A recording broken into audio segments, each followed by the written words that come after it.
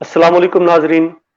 मैं हूं आपका होस्ट बख्तियार जफर और आप देख रहे हैं voice of libraries Pakistan.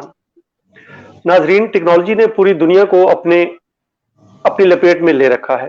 Technology ने हर घर, हर माशरे, हर फर्द को उसके ऊपर गहरे असरात मुरतब कर लिए। कुतुब खाने टेक्नोलॉजी से किस हद तक आगाही पा चुके हैं, किस हद तक उनके अंदर टेक्नोलॉजी रोल हो चुकी है। आज हमारे साथ मोअज़्ज़ज़ मेहमान सिंध से जनाब सर फरख हुसैन जई साहब मौजूद हैं। आगा खान यूनिवर्सिटी में चीफ लाइब्रेरियन के तौर पे काम कर रहे हैं। हम उनको अपने इस प्लेटफॉर्म पर खुश आमदीद कहते हैं और इनका किरदार सिंध के अंदर, सिंध की जो लाइब्रेरीज हैं उनके अंदर कंप्यूटर्स के तौर पे, कंप्यूटर एक्सपर्ट के तौर पे ये सॉफ्टवेयर के ऊपर काम करते हैं। तो आइए हम अब इनसे कंप्यूटर का इस्तेमाल कुतुब खानों के अंदर सिंध के अंदर किस हद तक हो रहा है, इसके लिए बाकायदा गुफ्तगू का आगाज करते हैं। खुश आमदीद फरख हुसैन जई साहब। जी, बहुत शुक्रिया ज़फ़र, आपने मुझे मौका दिया, बहुत शुक्रिया। और तमाम देखने वालों को और जो बाद में देखेंगे उन सबको मैं अस्सलाम वालेकुम कहता हूँ। और आज क्योंकि 21 रमज़ान मुबारक में हम दाखिल हो चुके हैं और साथ ही साथ रमज़ान मुबारक, क्योंकि हम 21 रमज़ान मुबारक में दाखिल हो चुके हैं और ये हज़रत अली रज़ी अल्लाह ताला अन्हा का यौम शहादत भी है और हम पहली ताख़रात में भी हैं। तो मैं आप तमाम देखने वालों से गुजारिश करूंगा कि एक बार दुरूद पाक पढ़ लें।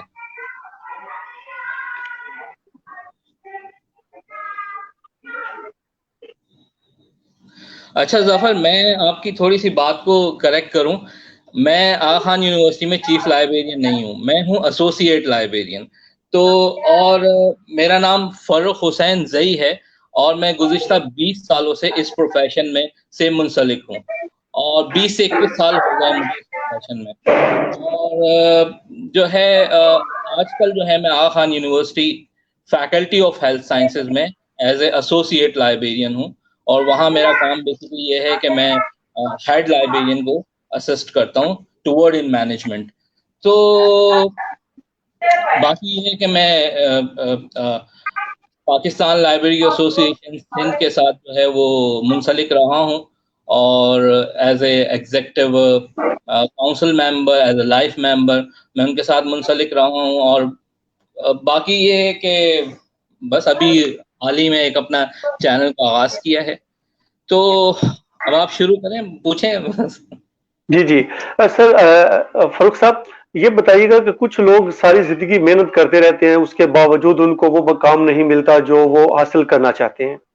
आपने मुख्तसर, इंतहाई मुख्तसर कलील अरसा के अंदर वो मकाम हासिल कर लिया जो किस्मत वालों को मिलता है। इसके पीछे आपकी क्या काविशें हैं, क्या मेहनतें हैं आपकी, क्या ऐसी ऐसी क्या एफर्ट्स हैं जिसके जरिए आपने सिंध के अंदर नौजवानों के अंदर एक खास तौर पर आप बड़ी शोहरत वाली शख्सियत के तौर पर सामने आए हैं।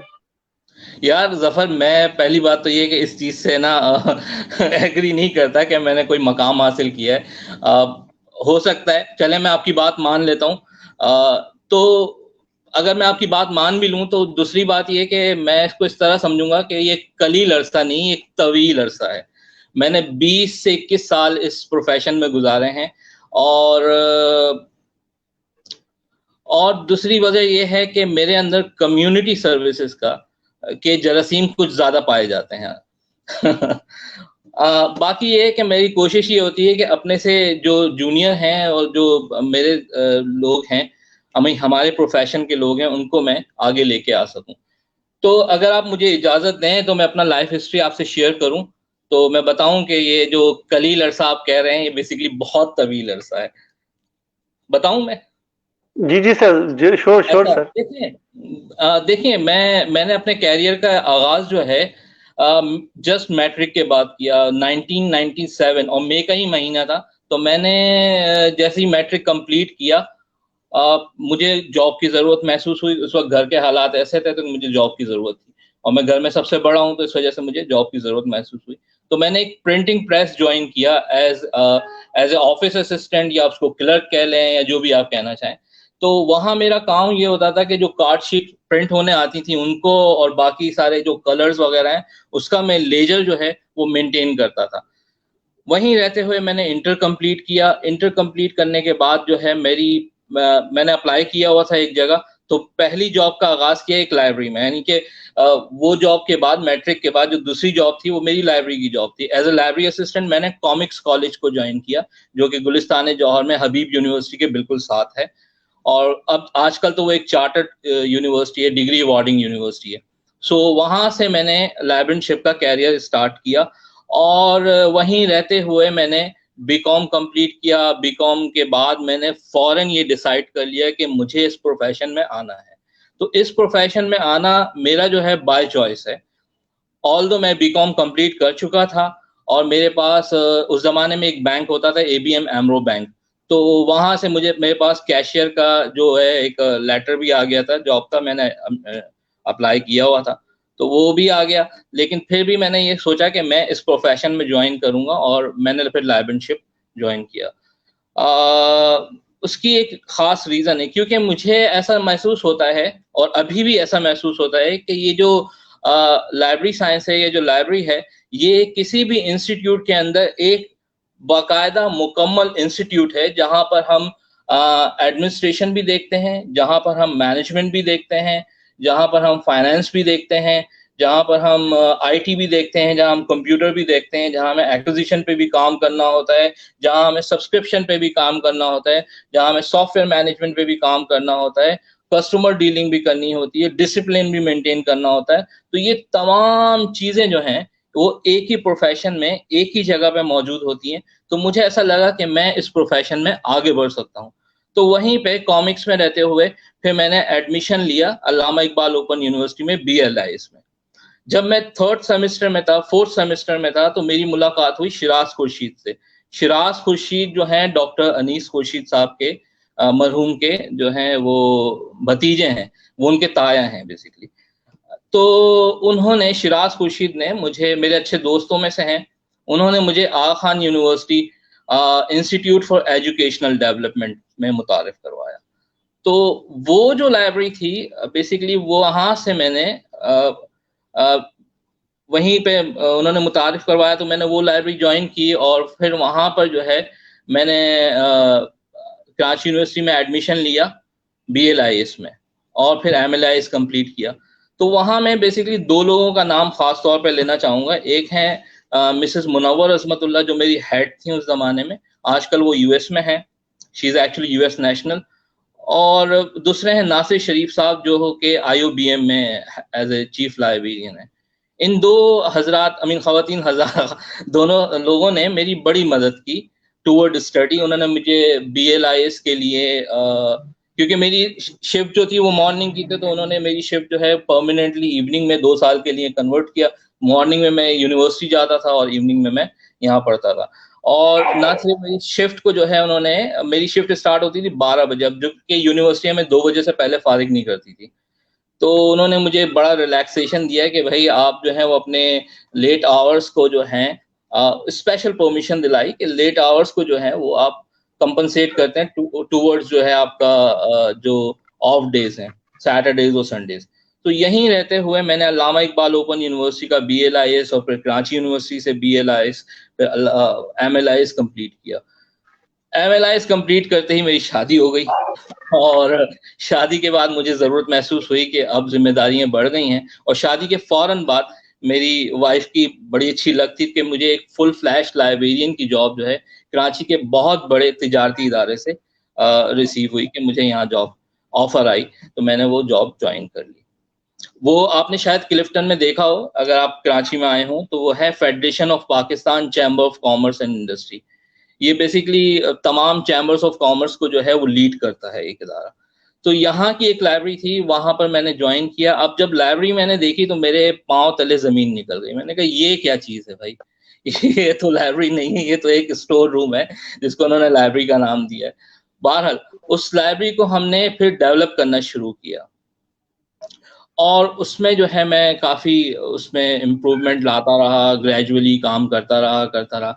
वहाँ हमारा काम होता था कि रिसर्च डिपार्टमेंट को हम असिस्ट करते थे, तो वहाँ मैं काम करता रहा, और ग्रेजुअली जो है मैं उसको उसको इम्प्रूव करता रहा। तो उनका एक आर्काइव डिपार्टमेंट भी होता था, जो कि आप कह सकते हैं कि वो न्यूज़पेपर क्लिपिंग्स वगैरह रखता था और आर्काइव न्यूज़पेपर्स वगैरह को आर्काइव करता। तो मैंने प्रेसिडेंट से रिक्वेस्ट किया कि इस आर्काइव डिपार्टमेंट को मर्ज कर दिया जाए लाइब्रेरी के साथ। तो लाइब्रेरी, फिर उन्होंने मेरी रिक्वेस्ट को एक्सेप्ट किया और फिर लाइब्रेरी जो है वहाँ की काफ़ी बड़ी हो गई।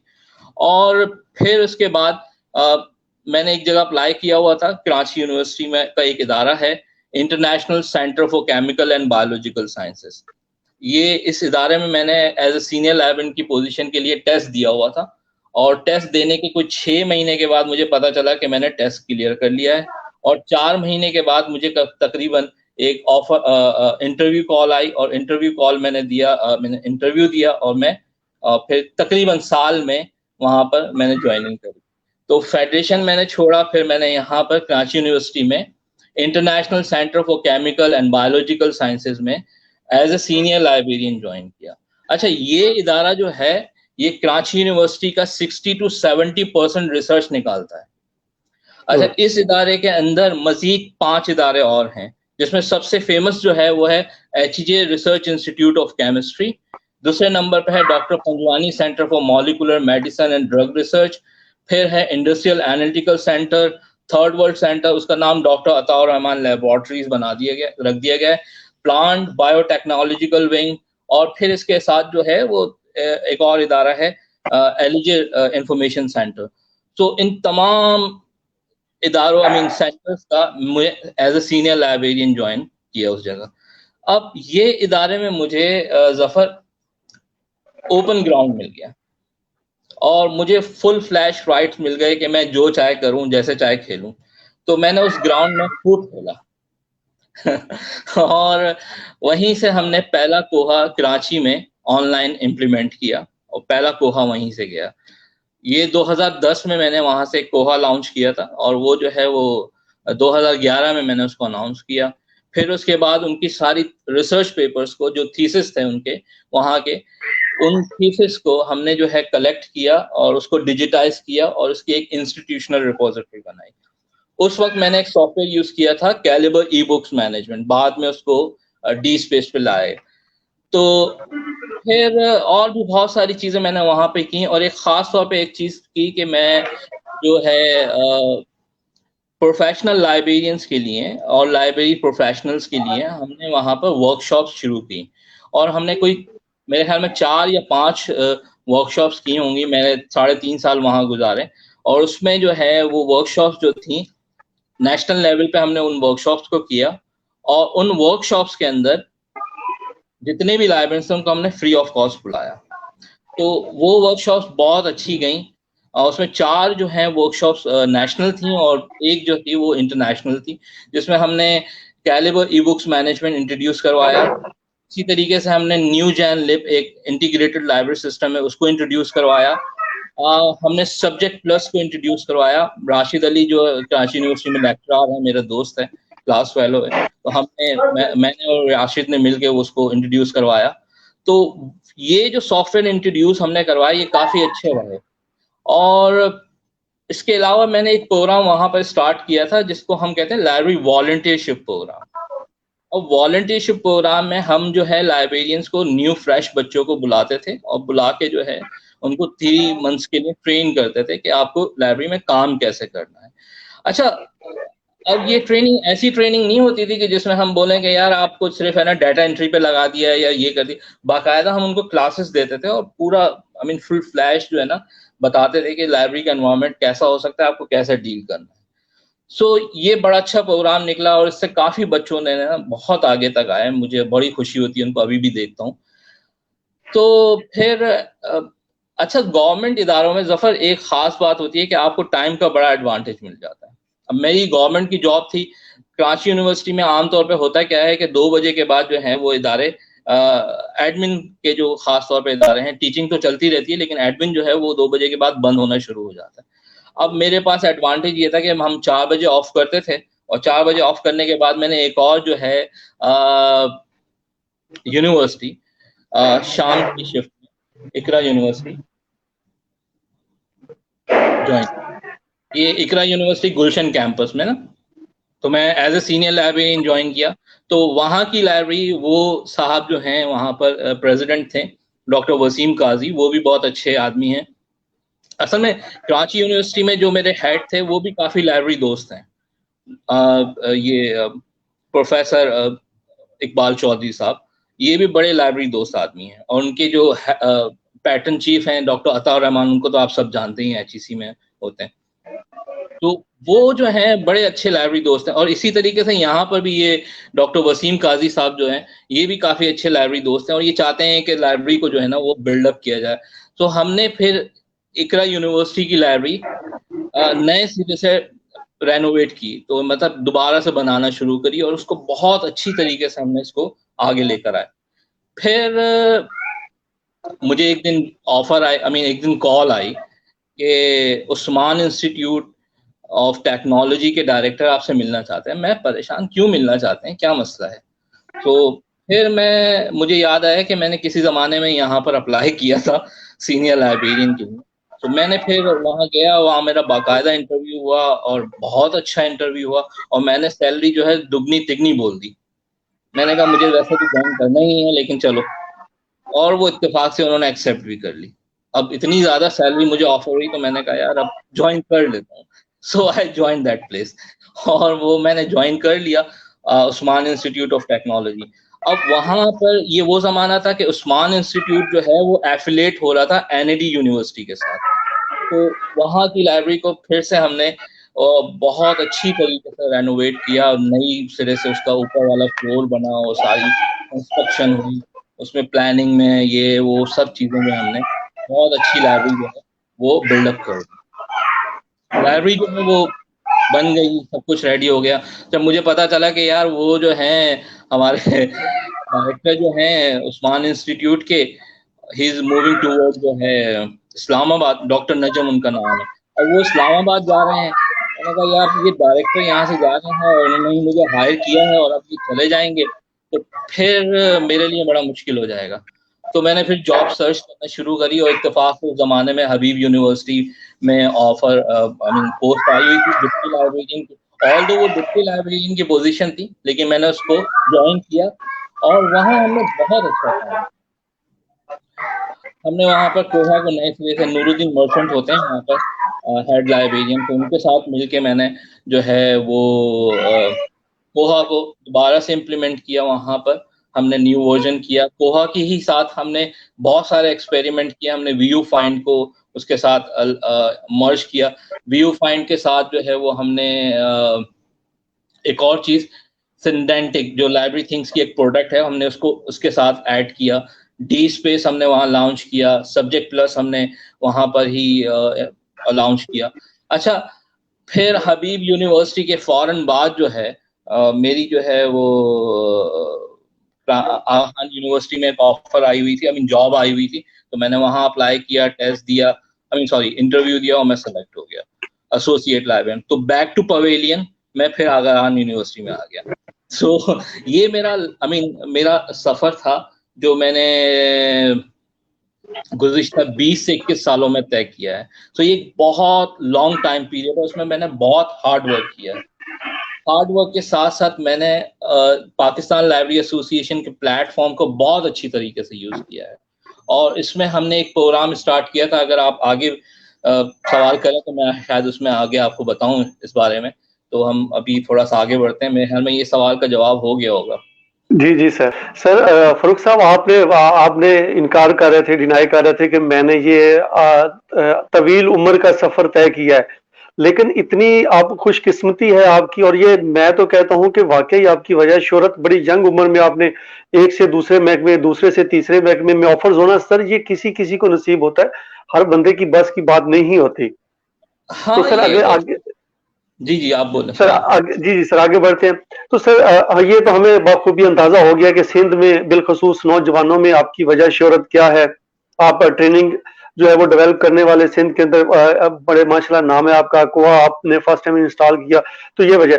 सर आगे हम देखते हैं कि टेक्नोलॉजी जो है इसका मुआशरे में बड़ा अहम किरदार है। ये रीढ़ की हड्डी की हैसियत अख्तियार कर चुका है। पाकिस्तान के अंदर लाइब्रेरी में इसका मुस्तकबिल आपकी नजर में क्या है? यार देखो, कोई भी इदारा हो या कोई भी सोसाइटी हो, टेक्नोलॉजी के बगैर जो है वो सरवाइव नहीं कर सकता। ठीक है, कोई भी लाइब्रेरी हो या कोई भी प्रोफेशन हो, वो टेक्नोलॉजी के बगैर जो है बिल्कुल सर्वाइव नहीं कर सकता। अगर हम लाइब्रेरी को हटा के आर्ट्स एंड पेंटिंग की बात कर लें, तो एक जमाने थे स्केचेस हाथ से बनाए जाते थे, पेंटिंग हाथ से बनाई जाती थी। अब वो एडोब इलस्ट्रेशन पे आ गई हैं, फोटोशॉप पे आ गई हैं। तो जिन लोगों ने टेक्नोलॉजी को एज ए चैलेंज लिया, वो लोग कामयाब हैं, और जो लोग उसको एज ए थ्रेड लेंगे, वो लोग आगे नहीं बढ़ सके। तो टेक्नोलॉजी को एज ए चैलेंज लेना चाहिए।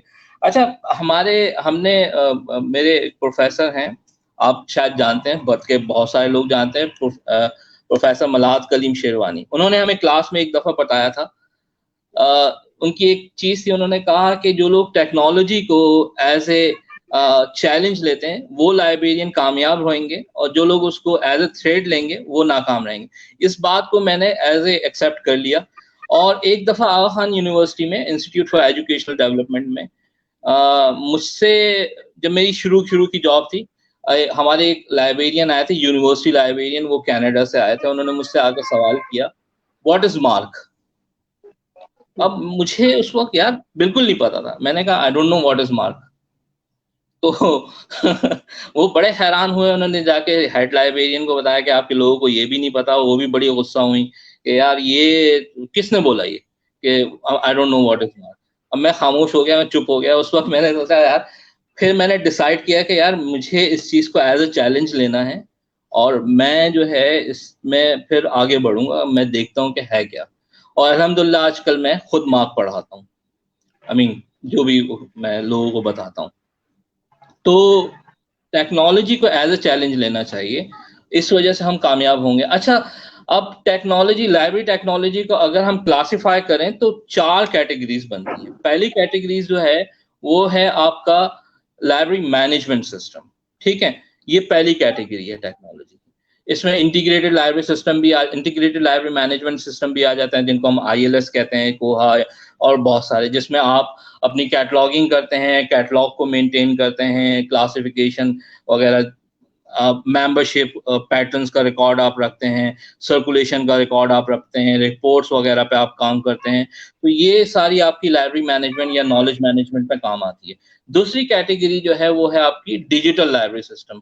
अब डिजिटल लाइब्रेरी सिस्टम में जो हम काम करते हैं वो होता है आपका, बेसिकली आप इंस्टीट्यूशनल रिपोजिटरी अगर बना रहे हैं तो वो बना लेते हैं, या आप डिजिटल लाइब्रेरी बनानी है या डिजिटाइज करना है कंटेंट, तो डिजिटाइज कंटेंट करके डिजिटल लाइब्रेरी बना लेते हैं। तीसरी चीज, उसमें ही हम जो है ऑनलाइन डेटाबेसेस के सब्सक्रिप्शन लेते हैं, या फ्री डेटाबेसेस जो होते हैं उसको हम लेकर आते हैं।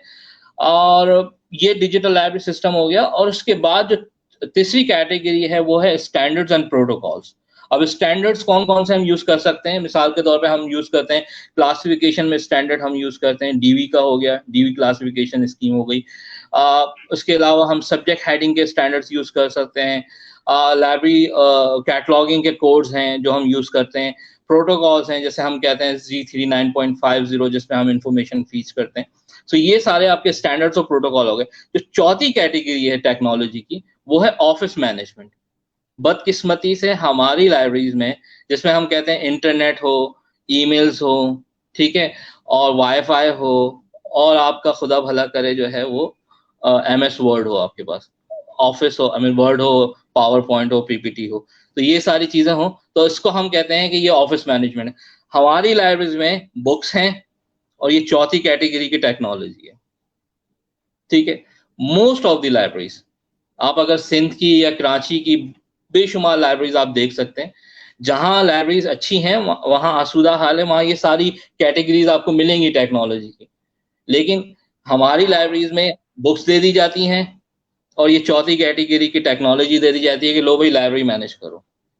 सो ये बड़ा मसला है, और इस पे जो है बड़ी ज़रूरत है कि हमारे बच्चों में ये अवेयरनेस हो कि लाइब्रेरी टेक्नोलॉजी की जो है कैटेगरीज कौन कौन सी हैं और किस कैटेगरी में क्या काम करना है। तो ये है बेसिकली।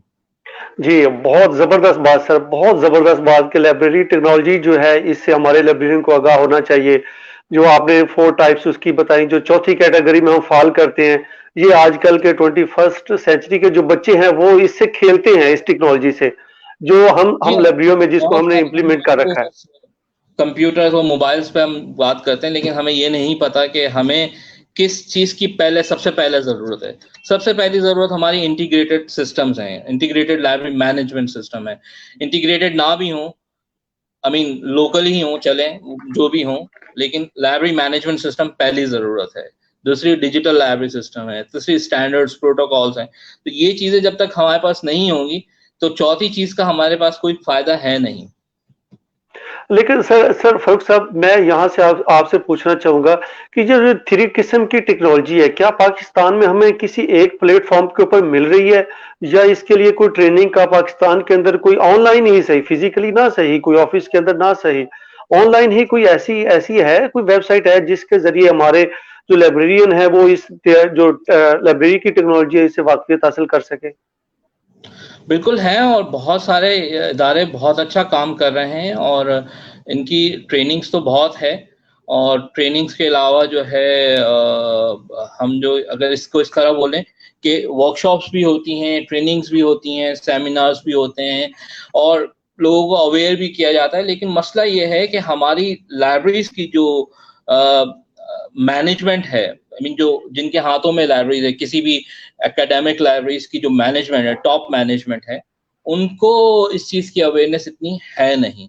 जहां अवेयरनेस है, जहां उन लोगों को पता है, और हमारी बदकिस्मती से हमारे लाइब्रेरियंस इस चीज को हाईलाइट भी नहीं कर सकते ना, बहुत डिफिकल्ट होता है। अब मतलब ये कि हम क्या बताएं, हम अपनी जॉब बचाएंगे या फिर इन सारी चीजों को हाईलाइट करेंगे? ठीक है ना, बात सारी ये होती है। तो ट्रेनिंग सबके पास है, सबको पता है कि कोहा कैसे इंप्लीमेंट होता है, बहुत सारे लोगों को पता है। मतलब ये ऐसा नहीं है, अगर हम सिर्फ कोहा की बात कर लें तो कोहा पे कितनी ट्रेनिंग्स हुई आप सब जानते हैं, डी स्पेस पे कितनी ट्रेनिंग्स हुई हैं ये भी आपको पता है। मुख्तलिफ ट्रेनिंग्स होती रहती हैं, लेकिन मसला ये होता है कि आपकी लाइब्रेरी का बजट कितना है। हम बुक्स तो खरीद नहीं सकते, सीधी बात है, ठीक है, तो हम इन चीजों पे कैसे इन्वेस्ट करेंगे? अब लाइब्रेरियन बेचारा अपनी जान पे खेल के, अपने मसाइल से दो चार सारी चीजों से वो हो के अगर टेक्नोलॉजी के लिए आगे बढ़ता भी है कि इंटीग्रेटेड लाइब्रेरी सिस्टम हो जाए या कोई और चीज हो जाए, तो उसको वो एप्रिसिएशन नहीं मिलती, तो फिर कौन आगे बढ़ेगा? तो ये है सर बड़ा, जी सर, बड़ी तलख हकीकत भी है। साथ साथ हमारे हम जितना भी जुनून और जज्बा दिखा दें, लेकिन कहीं ना कहीं कोई ना कोई हर्डल हमारे सामने दीवार बन के खड़ी हो जाती है। सर आगे बढ़ते हैं। सर पाकिस्तान के अंदर अगर देखा जाए तो किताबदार हो गया, लिम्स हो गया, लैंप वगैरह, ये सॉफ्टवेयर बने थे किसी जमाने में, मगर वो कामयाब ना हो पाए। इसकी वजह क्या है कि हम अभी तक पाकिस्तान के अंदर कोई मुल्की सतह पर कोई एक ऐसा सॉफ्टवेयर तैयार नहीं कर पा रहे कि जिसको पाकिस्तान के अंदर एक आम फहम हो और इसको तमाम लाइब्रेरियन जो है वो आसानी के साथ एक्सेप्ट कर लें।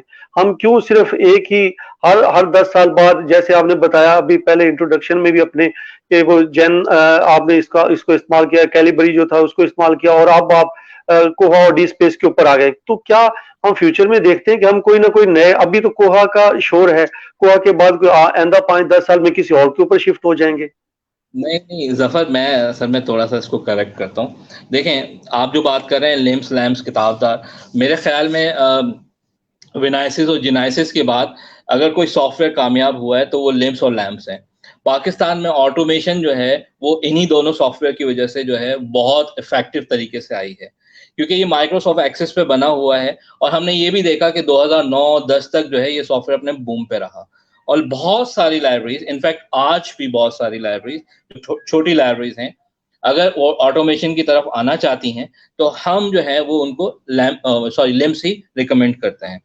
तो लिम्स जो है माइक्रोसॉफ्ट एक्सेस के ऊपर बना है, और इसमें बड़ी जो है चेंजेस भी आई, और इसको वीबी के साथ जो है वो मर्ज भी किया गया, आई मीन वीबी इसमें ऐड किया गया और मजीद इसको एनहांस किया गया।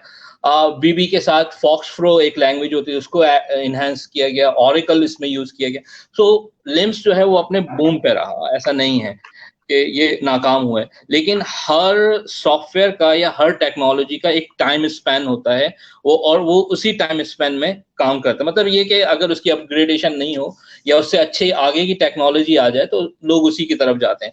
फिर कोहा का जमाना है। अब कोहा पे क्योंकि इंटीग्रेटेड लाइब्रेरी सिस्टम है, ये मॉड्यूल्स में डिजाइन है, और फिर मॉड्यूल्स हैं वो आपस में मर्ज हैं, और सारे जो है इसका इसमें खास बात ये है कि ये जो है आपका स्टाफ पैनल भी इसका ऑनलाइन है, इसका यूजर इंटरफेस भी ऑनलाइन है, फिर इसमें जो है आप मल्टी ब्रांचेस भी इसमें ऐड कर सकते हैं। तो कोहा जो है वो तो एक कंप्लीट इंटीग्रेटेड लाइब्रेरी सिस्टम है, और हम इसको इस तरह कह सकते हैं कि ये पूरी दुनिया में जो है वो यूज किया जा रहा है। और ख़ास बात कोहा की ये है कि ये फ्री ऑफ कॉस्ट है, इसकी कम्युनिटी बहुत बड़ी है, और इसमें कोई थर्ड पार्टी या कोई हिडन चार्जेस इन्वॉल्व नहीं है। सो ये बहुत ही जो है ना बेहतरीन किस्म का, इसके अंदर कोई 800 से ज़्यादा जो है फीचर्स और फंक्शंस हैं। सो ये बहुत ही बेहतरीन इंटीग्रेटेड लाइब्रेरी सिस्टम है, और मतलब ये कि बहुत अच्छा है। सो डी स्पेस की बात कर लें, लेकिन बात ये है, आपकी जो बात है मैं उस पर आता हूँ, वो ये कि हम अभी तक कोई सॉफ्टवेयर क्यों नहीं बना सकें।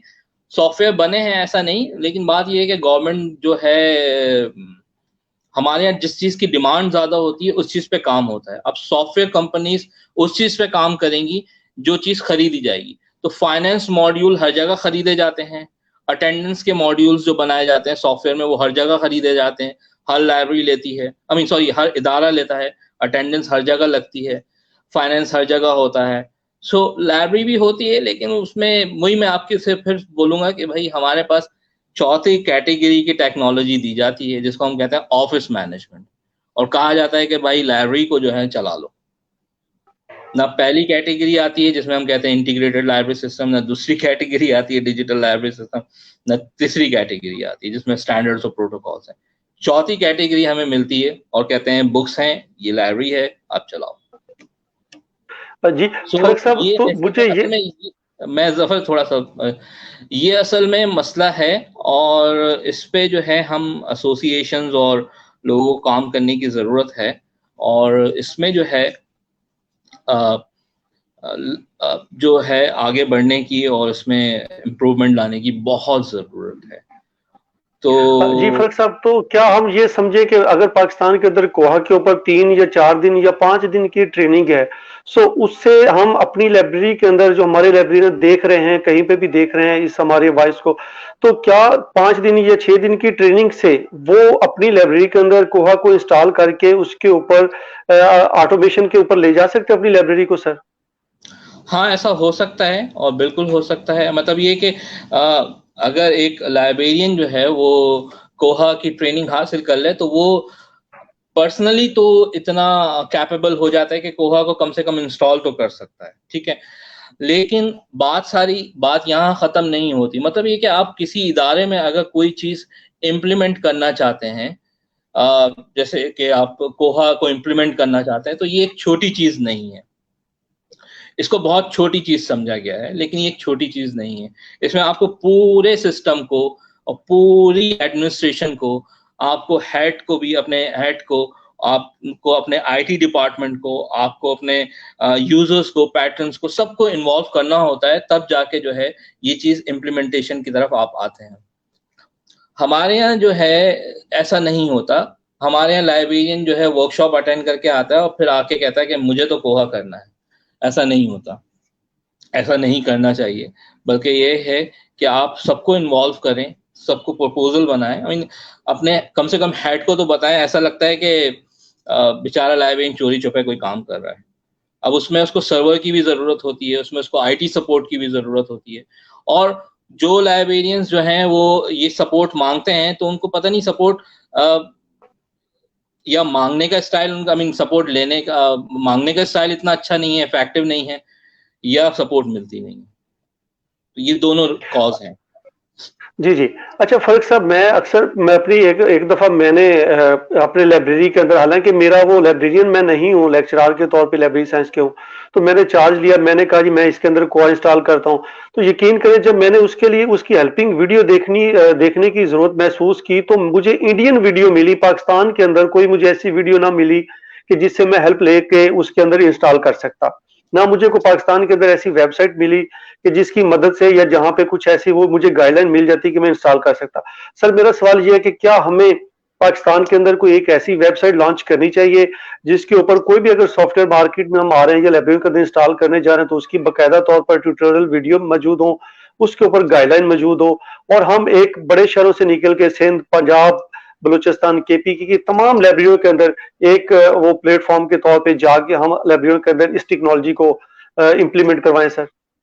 यार देखें, मैं इस बात के दो जवाब दूंगा। पहला जवाब ये है कि किसी भी टेक्नोलॉजी को अगर आपको सीखना होता है या उसको समझना होता है, तो उस टेक्नोलॉजी की कम्युनिटी होती है।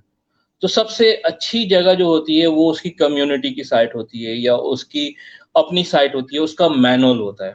मिसाल के तौर पे अगर आप कोहा को इम्प्लीमेंट करना चाहते हैं, तो कोहा का मैनुअल जो है वो उससे बेहतरीन कोई डॉक्यूमेंट है नहीं जिसको आप पढ़ें। ठीक है, अब सवाल ये है कि हमें पढ़ना में थोड़ा डिफिकल्ट होता है, जाहिर सी बात है।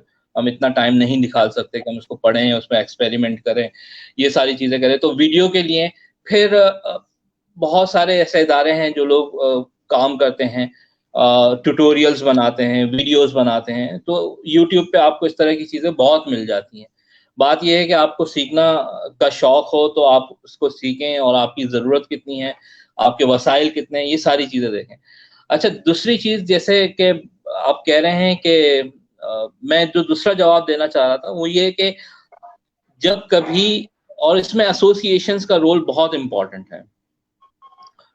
तो जितनी भी एसोसिएशंस हैं या जितने भी लाइब्रेरीज के जो प्लेटफॉर्म हैं जो उनको लीड करते हैं, वहाँ से देखें, सिर्फ ट्रेनिंग से काम नहीं बनता जफर। सिर्फ ट्रेनिंग देने से काम नहीं बनता, काम बनता है उन तमाम चीज़ों का। हमने एक प्रोग्राम स्टार्ट किया था, आपको शायद नॉलेज में हो, पीएलए के प्लेटफॉर्म से ही हमने एक प्रोग्राम स्टार्ट किया था, कोहा इम्प्लीमेंटेशन प्रोग्राम, पीएलए कोहा इम्प्लीमेंटेशन प्रोग्राम।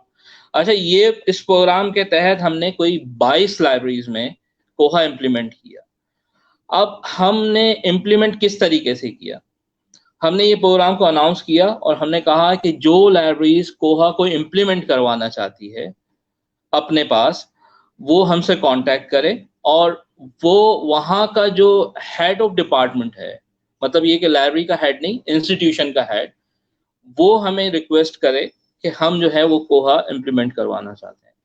तो जो हमें रिक्वेस्ट आई, और फिर उसमें आईटी भी इन्वॉल्व होगी, तो हम उनके पास जाते थे, हमारी टीम जाती थी पीएलए की, जो पीएलए सिंध की टीम है, वो उनके पास जाती थी, और उनके पास जाके हम उनको प्री इम्प्लीमेंटेशन कंसल्टेंसी देते थे। एक पूरा हम उसमें प्रेजेंट करते थे कि कोहा क्या है, उसके फीचर्स क्या हैं।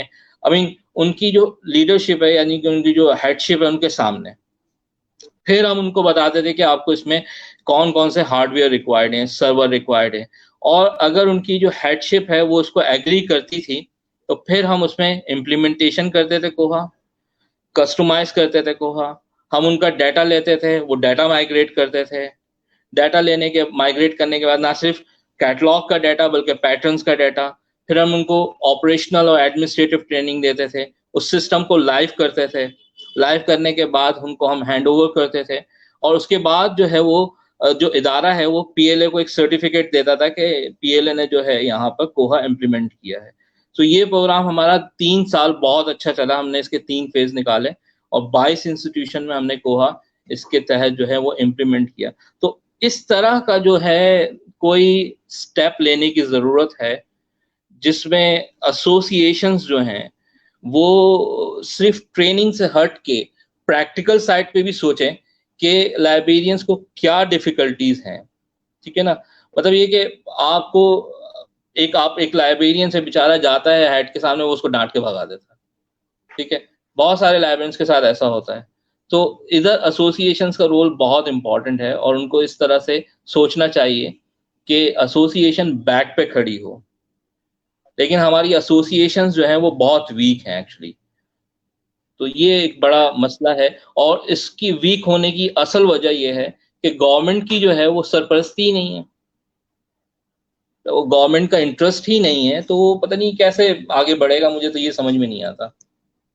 सर फिर भी आपने सिंध के हवाले से जो बात की है पीएलए की, पीएलए सिंध जो ब्रांच है, ये तो बड़ा अच्छा काम कर रही है अपने तौर पे, अपने अपने वसाइल के अंदर रहते हुए। लेकिन हम पंजाब में या मरकजी लेवल पे देखते हैं तो पीएलए, माजरत के साथ सर, मुझे तो बिल्कुल जो है ना वो फौत शुदगान में नजर आती है, उनमें कोई यार किरदार नहीं। पीएलए जो है, देखें मेरे भाई, पीएलए जो है वो तो it's not like functional body. PLA जो है जैसे आप डॉक्टर समदानी साहब ने आप ही के इंटरव्यू में कहा था कि पीएलए शुरू से ही ऐसी है, तो शुरू से ही ऐसी है। पीएलए जो है वो अपने बूम पे स्टार्ट हुई, लेकिन वो जो है it's not a functional body. PLA बिल्कुल फंक्शनल नहीं है। अब कोई उसको फंक्शनल करना चाहता है, या कोई उस पर काम करना चाहता है, या कोई उस पर आगे बढ़ना चाहता है, तो वो करता है। उसके लिए ऐसा नहीं है कि कोई रास्ते बंद हैं या किसी ने रास्ते रोके हैं। मैंने काम करना चाहा तो मैंने बहुत अच्छा काम किया, ऐसा नहीं कि मैंने काम नहीं किया। या जिन लोगों ने काम किया, मसला ये होता है कि आप अपनी फैमिली का टाइम या अपना टाइम या अपनी सारी एनर्जी वहाँ लगा देते हैं, फिर लगाने के बाद जो है वो आपको, बजाय ये कि आपकी तारीफ हो या आपके लिए अच्छाई हो, वहाँ आपको जो है ना कसीदे सुनने को मिलते हैं ना कि ये तो पीएलए के माफिया हैं, तो वो फिर है ना आदमी का दिल दुखता है। सीधी बात है। कोई भी लाइब्रेरियन हो, कोई भी प्रोफेशनल हो, तो वो इस तरह की चीजें बर्दाश्त नहीं करता कि यार काम भी करें और फिर सुने भी हम। तो ये चीज है। जिन लोगों ने पीएलए में काम किया है और बहुत अच्छा काम किया, ऐसा नहीं यार कि काम नहीं हुआ है, काम बहुत हुआ है, बहुत अच्छा काम हुआ है, बहुत बेहतरीन काम हुआ है, और चीजें बहुत अच्छी चली हैं। लेकिन बात यह है कि यार इसको हम गवर्नमेंट से कैसे मनवाएं। हमारी गवर्नमेंट का इंटरेस्ट ही नहीं है इस तरफ। अभी एक एसोसिएशन है, उसमें हम बात करेंगे कि नेशनल लाइब्रेरी एसोसिएशन, ये स्टेट बैंक के एक साहब हैं, उन्होंने बनाई है। और वो उसके तहत चाह रहे थे कि पंजाब के लेवल पे जैसे ई लाइब्रेरीज बनाई गई हैं, वो लाइब्रेरीज हम यहाँ कराची में या सिंध में बनाएं। तो उन्होंने बड़े जो है इसके लिए बहुत एफर्ट किया। वो बहुत सारे सेक्रेटेरिएट ऑफिस में गए, मुझे भी साथ उन्होंने इन्वॉल्व रखा, पूरा प्रपोजल बनाया, ये किया, और यकीन करें कि एक मुलाकात नहीं हुई। तो असल में गवर्नमेंट का, मुझे असल में एजुकेशन में ही इंटरेस्ट नहीं है। बात सारी ये है ना कि गवर्नमेंट का इंटरेस्ट जो है वो एजुकेशन पे ही नहीं है। जब एजुकेशन पे नहीं है, उस सेक्टर को नहीं देखा जाता, तो फिर लाइब्रेरी तो बाद में आती है। जी, फ़ारूक साहब मुझे बताइएगा कि आपने रिसेंटली एक यूट्यूब चैनल जो है वो लॉन्च किया है। ये चैनल बनाने के क्या मकसद थे? इसके लिए आपने क्यों ज़रूरत समझी कि ये एक चैनल होना चाहिए सर? उस चैनल के बारे में हमारे नाज़रीन को बताइएगा सर। यार ये चैनल का नाम है Raf Lims, RAFLIMTS, ready access to free library and information management technologies. और इस चैनल में हम इन्हीं सारी जो लाइब्रेरी टेक्नोलॉजी की कैटेगरीज मैंने बताई है, उस पर हम बात करते हैं। उसमें हम ये बताएंगे कि इंटीग्रेटेड लाइब्रेरी सिस्टम क्या होता है, उसको कैसे इम्प्लीमेंट करते हैं, उसमें फीचर्स क्या हैं, उसको आप, आई मीन, ये कि जैसे आपकी बात के अगर कोई वेबसाइट या कोई ऐसी जगह देखना चाहे कि जहाँ पर उसको इसकी ट्रेनिंग्स मिल जाए, तो उसको मैं थोड़ा सा इफेक्टिव बना रहा हूँ। तो इन तमाम चीज़ों को हम क्योंकि देखें, इस चीज़ की डिमांड सिर्फ कराची में नहीं है, इस चीज़ की डिमांड सिर्फ सिंध में नहीं है, उसके आगे भी है। ठीक है ना? पूरा पाकिस्तान इसको चाहता है, पूरी दुनिया के लाइब्रेरियंस चाहते हैं। अभी मैंने एक अपने ही चैनल का एनालिटिक्स देखा था, तो पाकिस्तान से सिर्फ मेरे पास जो है कोई 30% अवाम है। बाकी सारी जो मेरे चैनल्स के सब्सक्राइबर हैं, वो सारे जो हैं वो पाकिस्तान से बाहर के हैं। ठीक है? तो ये मतलब ये कि जो टेक्नोलॉजी जो है, जैसे मैंने कहा कि टेक्नोलॉजी के बगैर कोई भी इदारा, कोई भी सोसाइटी सरवाइव नहीं कर सकती, और इसको एज ए चैलेंज लेने की ज़रूरत है। पाकिस्तान बहुत पीछे है, हम लोग बहुत पीछे हैं अभी टेक्नोलॉजी में, और हमें बहुत आगे आने की ज़रूरत है, और इसको एज ए चैलेंज लेने की ज़रूरत है। और देखें, टाइम लगाना पड़ेगा। बात यह है कि टाइम जब तक नहीं लगाएंगे, हमारे प्रोफेशनल्स जो हैं माजरत के साथ पीएलए में हैं या कोई और एसोसिएशंस में हैं, वो थोड़ी सी एफर्ट ज़रूर करते हैं, लेकिन वो तस्वीरें खिंचवाने तक की होती हैं। फिर उसके बाद क्या हो रहा है क्या नहीं हो रहा, वो कुछ भी नहीं है। सो टाइम लगाना बहुत ज़रूरी है। इस प्रोफेशन के सरवाइव के लिए इस पर टाइम लगाना पड़ेगा, और इसमें हमारे करिकुलम्स को बहुत जो है एडवांस होना पड़ेगा। ऑलरेडी काफ़ी अच्छी चीज़ें पढ़ाई गई हैं, बहुत सारी चीज़ें ऐड भी हुई हैं, ऐसा नहीं कि नहीं हुई हैं। हम लोग बहुत अच्छा करिकुलम पढ़ा दें। यहाँ कराची का तो मुझे पता है बहुत अच्छा करिकुलम है। इनफैक्ट ये कि पंजाब में भी बहुत डेवलपमेंट हुई है। बात यह है कि इसमें मजीद इन्हांस की ज़रूरत है। और एक सजेशन मैंने दिया था जब मैं पीएलए में जब हमारी मीटिंग हुई थी, मैंने ये कहा था कि जो हमारा करिकुलम है उसको ए एक्रेडिट करवाया जाए। जब तक हम उस लेवल पे नहीं आएंगे, जब तक हम उसके इक्विवेलेंट नहीं होंगे, तब तक हमें कोई मानेगा नहीं, चाहे हम कुछ भी पढ़ लें। ठीक है ना? हमें अपने आप को मनवाने के लिए हमें उन इदारों का सहारा लेना पड़ेगा और बहुत ज़रूरी है। और मेरे चैनल का बेसिकली मकसद ये है कि मैं लाइब्रेरियंस को, स्पेशली यंग लाइब्रेरियंस को, और जो हमारे सीनियर लाइब्रेरियंस हैं जिनका टेक्नोलॉजी से वास्ता नहीं रहा है, बहुत आसान तरीके से टेक्नोलॉजी की अवेयरनेस दूं। तो मैं वो कर रहा हूँ, काम अपने तौर पे कर रहा हूँ, जितनी मेरी इस्तिताअत है, जितनी मेरी वो है, क्या कहना चाहिए यार, ताकत है, तो मैं कर रहा हूँ। और मैंने इस चैनल को इंग्लिश में लॉन्च किया है। इंशाल्लाह मैं इसमें इसका उर्दू वर्जन भी इंशाल्लाह लेके आऊंगा। मेरी तो प्लानिंग सर है। मेरी मेरी मेरी सर आपसे रिक्वेस्ट है कि आप अपने इस चैनल का जो लिंक है वो हमारे फेसबुक के ग्रुप पे जरूर शेयर कीजिएगा, ताकि लोग उससे देख के आपके वो चैनल तक पहुंच सकें जी जी, सर। मैं बहुत ज्यादा मार्केटिंग करता हूँ इसकी, ऐसी बात नहीं आपसे करनी जी जी सर। और सर मेरा सर क्या आप नहीं समझते, सर क्या आप नहीं समझते कि पाकिस्तान के अंदर लाइब्रेरियन के लिए और लाइब्रेरियन के लिए कोई कोई एक ना एक सेंटर लेवल पे कोई टेक्नोलॉजिकल सेंटर होना चाहिए? यार बिल्कुल होना चाहिए, क्यों नहीं होना चाहिए, लेकिन ये काम जो है अगर हमारी नेशनल एसोसिएशन करे तो बहुत अच्छा है।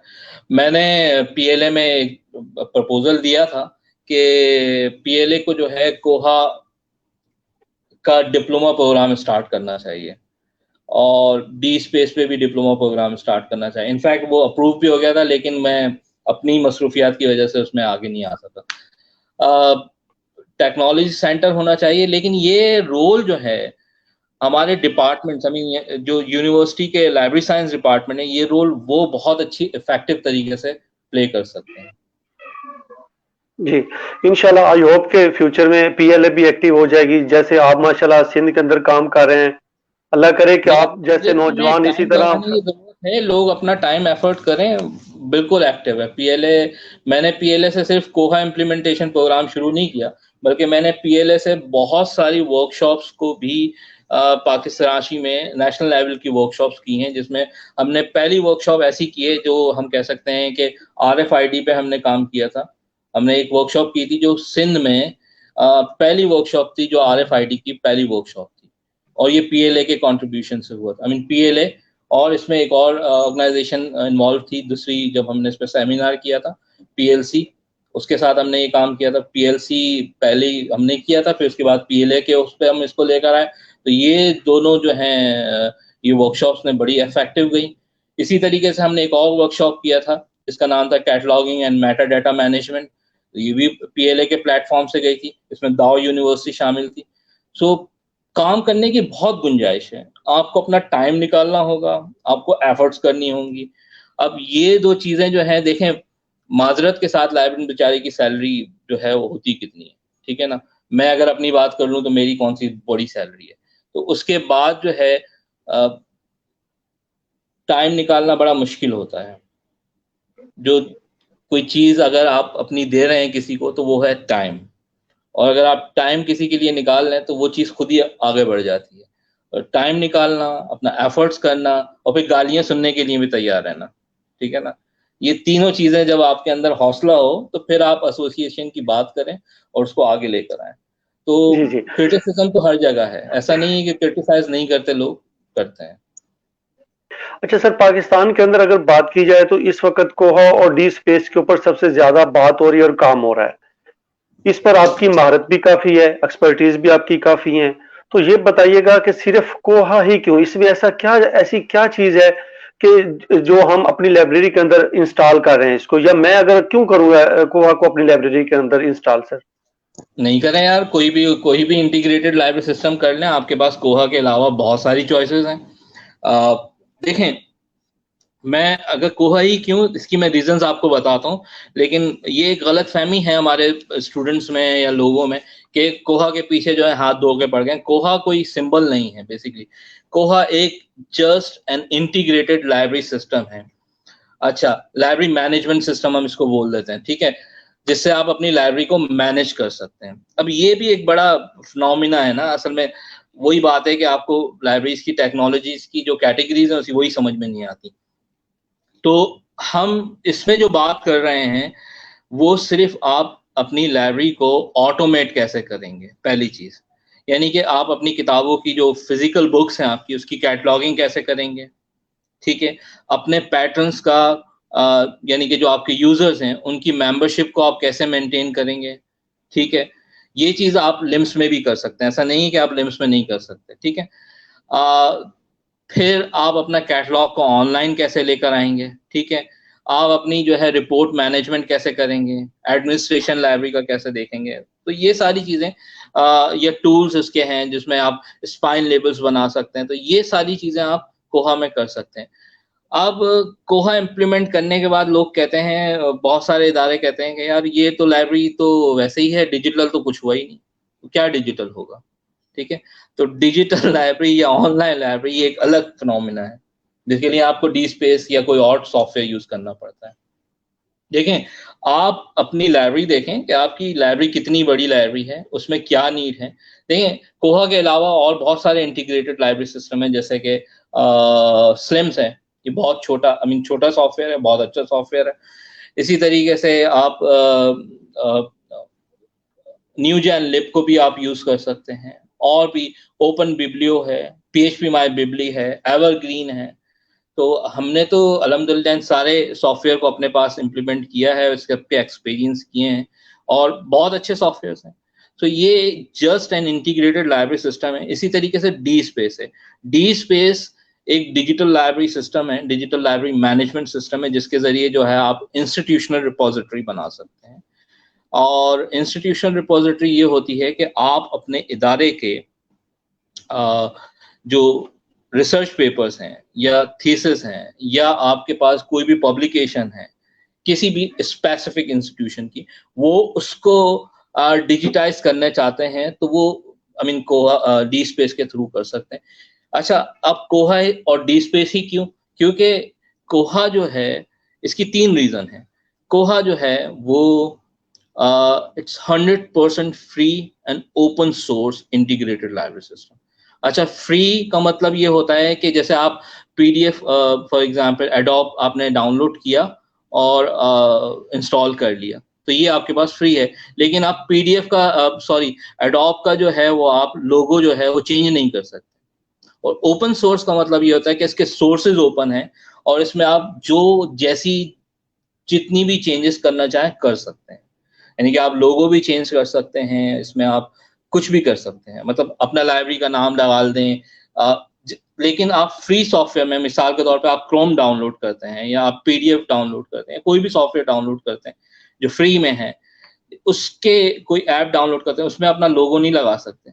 कोहा जो है ओपन सोर्स है, उसमें आप अपना लोगो लगा सकते हैं, अपना नाम लिख सकते हैं, ठीक है ना। मेरी बात समझ में आ रही होगी शायद आपको। जी जी सर, जी सर। हाँ, क्योंकि ये एक इसको हम कहेंगे 100% free and open source integrated library system. दूसरी रीजन इसकी ये है कि कोहा जो है इसकी कम्युनिटी, ना सिर्फ यूजर्स की कम्युनिटी बल्कि डेवलपर्स की कम्युनिटी बहुत बड़ी है। पूरी दुनिया में ये यूज किया जाए। और बे बे आई मीन जिसको कहना चाहिए कि स्कूल लाइब्रेरीज भी हैं इसमें, एकेडमिक लाइब्रेरीज भी हैं इसमें, स्पेशल लाइब्रेरीज भी हैं, ये सब इसको यूज कर रहे हैं। और जो तीसरी रीजन है वो ये है कि इसके अंदर फीचर्स बहुत हैं जो किसी भी integrated library, I mean free and open source integrated library system में नहीं है। अगर आप इसका कंपैरिजन देखें, मेरा एक आर्टिकल है उसमें भी मैंने ये बात की है, और बहुत सारे आर्टिकल्स हैं, अगर आप इसको कंपैरिजन देखें तो उस किसी और सिस्टम में आपको ये चीजें नहीं मिलती। और यही हाल डी स्पेस का भी है। जी जी शुक्रिया सर। इसी के साथ हमारा ये आज का प्रोग्राम अपने एंड की तरफ जाता है और हम फर्क साहब से जाते जाते आखिरी बात वॉइस ऑफ लाइब्रेरीज के लिए कोई पैगाम देना चाहें, नाजरीन के लिए इस प्लेटफॉर्म से कोई पैगाम देना चाहें?